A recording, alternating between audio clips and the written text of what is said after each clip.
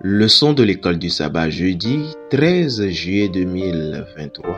Jésus, toute chose et son Église. Jésus, toute chose et son Église.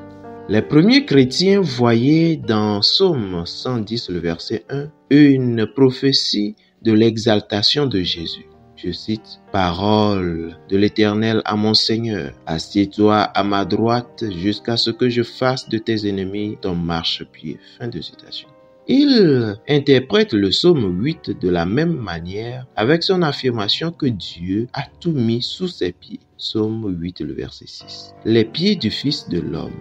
Psaume 8, le verset 4.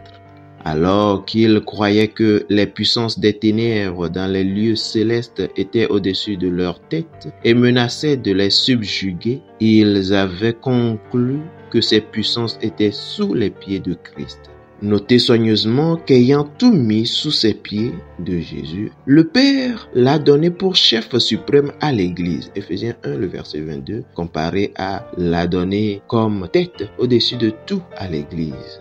Bien qu'au-dessus de tout soit un terme universel et inclusif, Paul a toujours à l'esprit les puissances mentionnées dans Éphésiens 1, le verset 21. Toutes choses, y compris les puissances cosmiques surnaturelles et spirituelles, sont sous les pieds de Christ, c'est-à-dire soumis à lui. Quel avantage l'exaltation de Christ sur le trône du cosmos et son règne sur toutes choses dans le ciel et sur la terre apporte-t-il à son Église?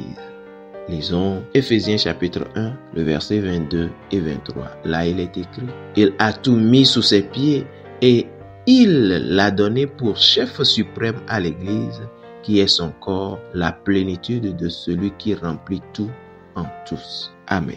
Dieu a rendu Christ victorieux sur toutes les puissances maléfiques. L'Église, étroitement identifiée à Christ, est pourvue par lui de tout ce dont elle a besoin et est elle-même assurée de la victoire sur ses ennemis. La puissance de Dieu, manifestée dans la résurrection de Christ et son exaltation sur toute puissance cosmique, a été activée pour l'Église. Dieu donna le Christ victorieux à l'Église, qui est si unie à lui au point qu'on l'appelle son corps. Comment pouvons-nous, en tant que croyants, connaître le Christ exalté et faire l'expérience de la puissance de Dieu dans nos vies? Paul n'aborde pas directement les mécanismes ou les stratégies par lesquelles cela se produit. Cependant, le fait que le passage fasse partie d'un rapport de prière est significatif. Paul croit que Dieu répondra à sa prière. Il affirme l'efficacité de la célébration de la puissance de Dieu révélée en Christ en présence de Dieu lui-même et demande que cela soit actif dans la vie des croyants. Quelle a été votre expérience sur la puissance de la prière?